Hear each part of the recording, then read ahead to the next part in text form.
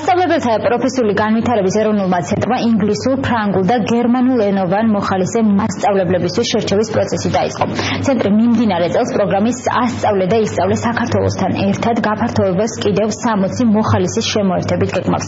შეცვლილია კონკურსის კრიტერიუმების, პროგრამის მენეჯერის განმარტებით მოხალისეს აქამდე მხოლოდ ენის ფლობა მოეთხოვებოდა, ამჟამად კი პირს, რომელსაც საქართველოში მოხალისე მასწავლებლად დასაქმება სურს, უნდა ჰქონდეს სწავლების გამოცდილება და ზემოთ ჩამოთვლილი ენებიდან ერთ-ერთი მისი მშობლიური ენა უნდა იყოს.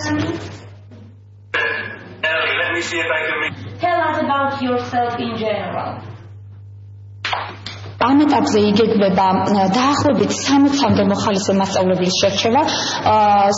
ამ მოხალისე მასწავლებლებში მოიაზრება როგორც ინგლისურენოვანი, ასევე ფრანგულენოვანი და გერმანულენოვანი მოხალისე მასწავლებლები.